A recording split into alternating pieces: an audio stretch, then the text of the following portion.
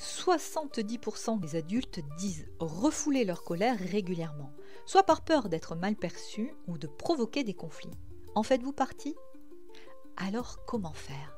Comment se laisser traverser par cette énergie sans s'en couper ni la subir ?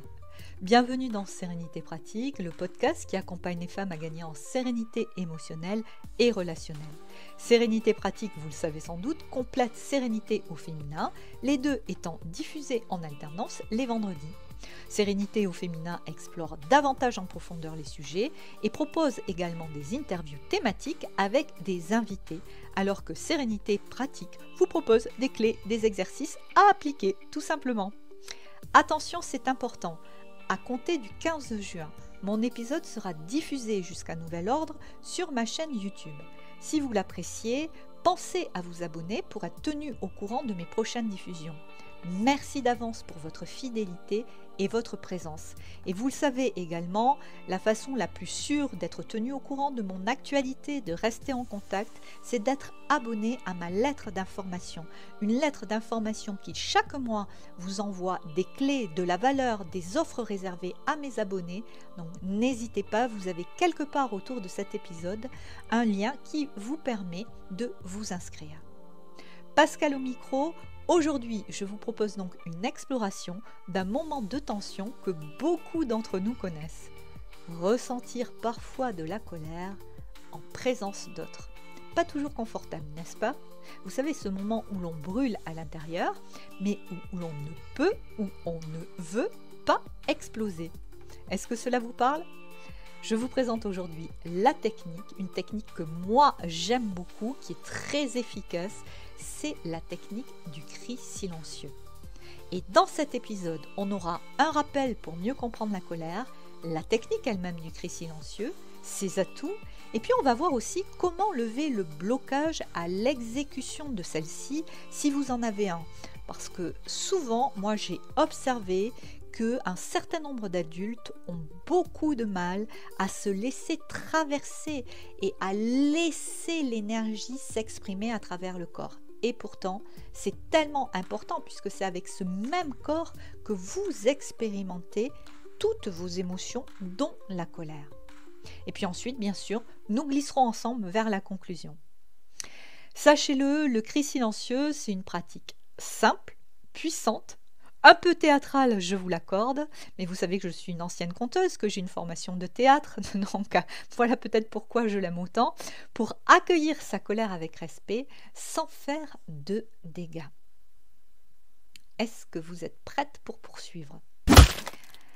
Alors, un petit rappel d'abord. La colère, c'est un signal qui demande à être entendu. Oui, la colère est un signal, la colère porte un message pour vous. C'est une messagère en quelque sorte.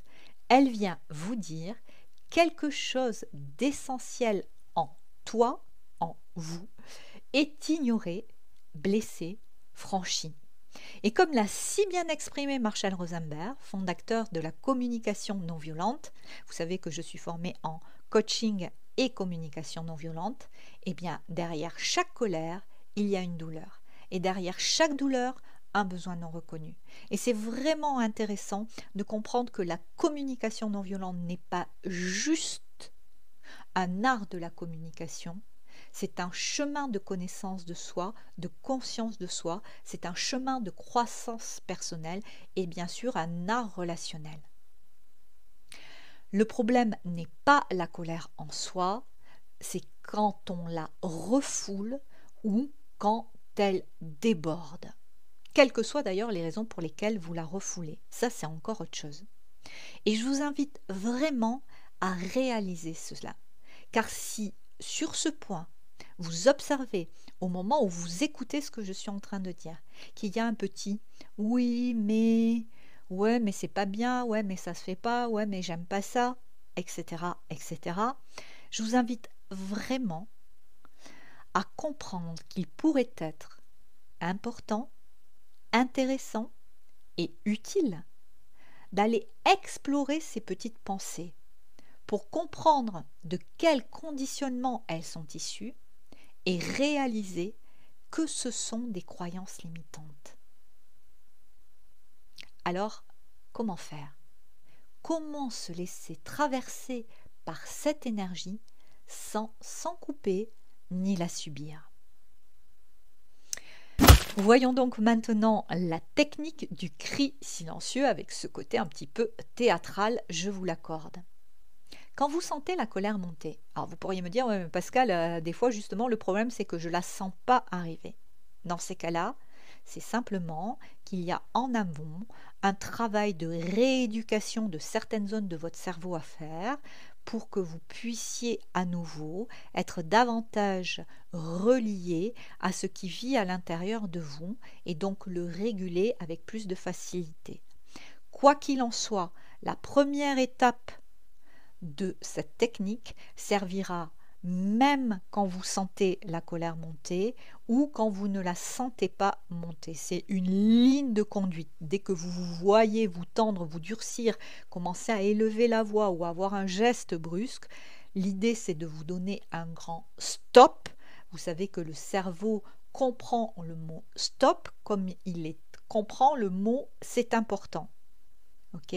Donc quand vous vous voyez aller là-dedans, vous vous donnez un grand stop. Et quand vous êtes en présence d'autres, voici donc la technique en 5 étapes. Première étape, retirez-vous en coulisses en quelque sorte. C'est tellement important cette sortie de la pièce qui préserve vous et l'autre. Sortez de la pièce. Parce que du coup, la personne ou la situation qui a déclenché cette colère, qui est venue réveiller chez vous quelque chose qui a besoin d'être entendu, d'être écouté, eh bien tout d'un coup, elle n'y est plus. Et en sortant de la pièce, en cherchant un endroit neutre ou discret, ça peut être des toilettes, un escalier, une voiture, le fond du jardin, le fond d'un parc. Le lieu n'a pas besoin d'être beau, seulement privé.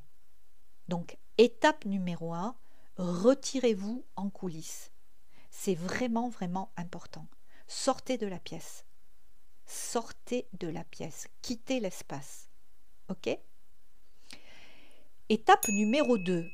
Si vous êtes sorti de la pièce, c'est que vous vous êtes rendu compte soit que la colère montait, soit qu'elle avait commencé à déborder et vous vous êtes donné un grand stop. Donc dans ces cas-là, revenez de suite à ce qui se passe dans le corps, ok? Juste observez. Et puis, retrouvez une posture d'ancrage, debout, essayez de respirer lentement et juste observez en fait comment la colère, elle vit à l'intérieur de vous. Quelle est la partie la plus tendue, quelle est l'expression de votre visage, quelle est l'énergie qui vous traverse, quel est le psychotonus de votre corps à ce moment-là. Ok? Le simple fait déjà aussi, tout d'un coup, de vous mettre en posture d'observatrice de ce qui se passe au niveau sensation corporelle, ça va vous aider à faire un premier pas de côté. Troisième étape, mimer le cri. C'est là où on est dans la dimension théâtrale. C'est-à-dire que tout d'un coup, vous allez ouvrir la bouche, vous allez vraiment, comme si vous hurliez, vous laissez se faire l'expression du visage, des mains, le regard, sans son. C'est-à-dire que vraiment comme si vous criez très très fort, comme si vous hurliez, vous pouvez tambouriner des pieds silencieusement, etc.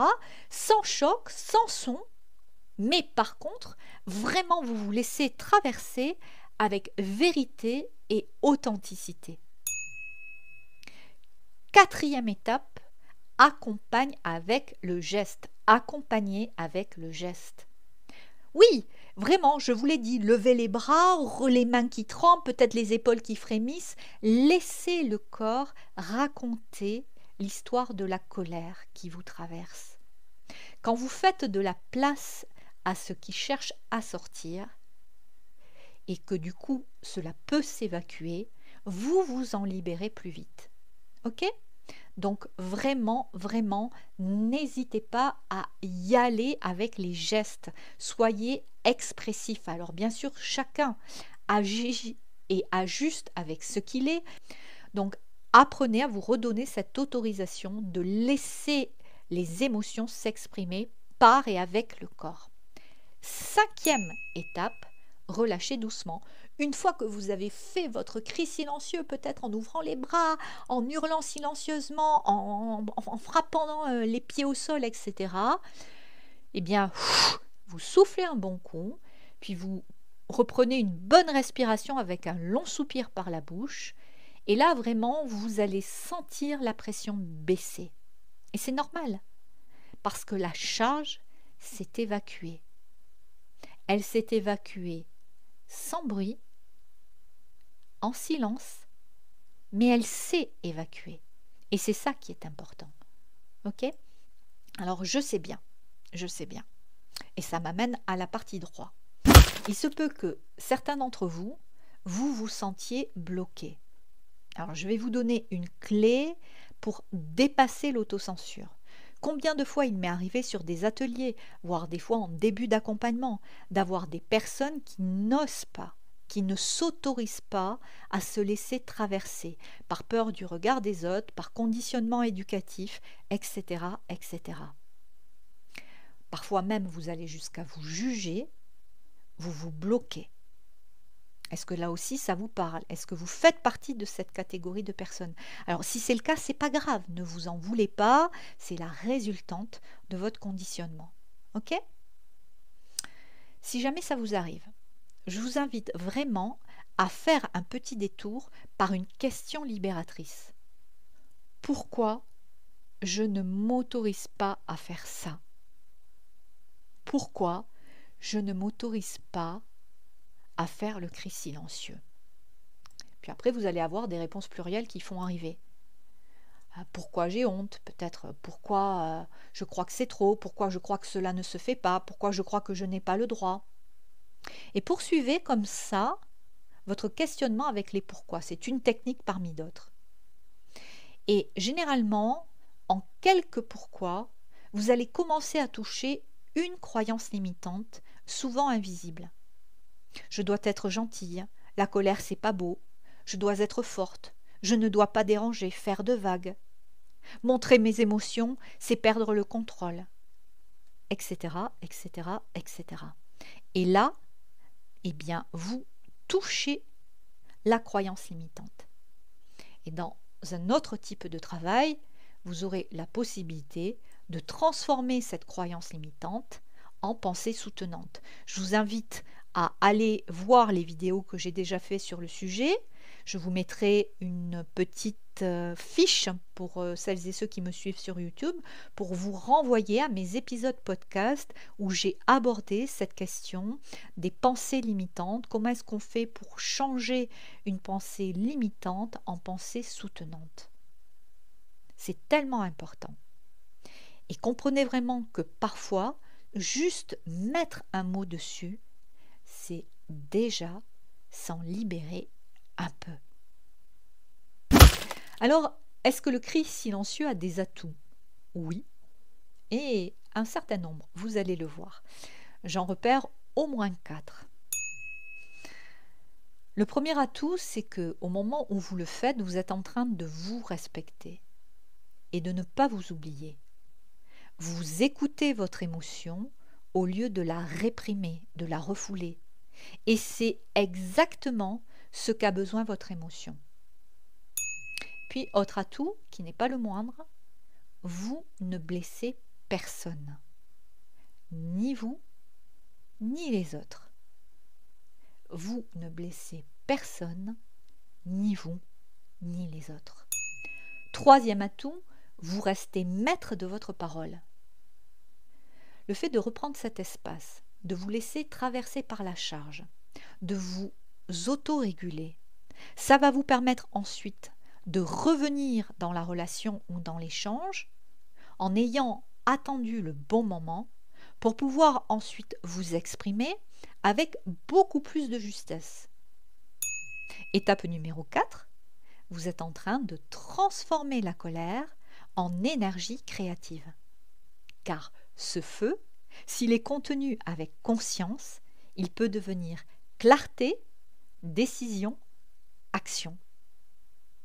Quand on sait se servir à bon escient de nos émotions, cela peut être un moteur pour poser ensuite les bonnes postures, les bons comportements et les bonnes actions. Donc très souvent, on a peur d'être submergé, on a peur de blesser l'autre, de se blesser soi, on a peur des connaissances, mais quand on sait réguler ces énergies, comme la colère, quand on sait réguler aussi la tristesse, j'aurai l'occasion d'en parler, la peur, eh bien ça amène effectivement sérénité, clarté, décision plus efficace et donc action plus pertinente.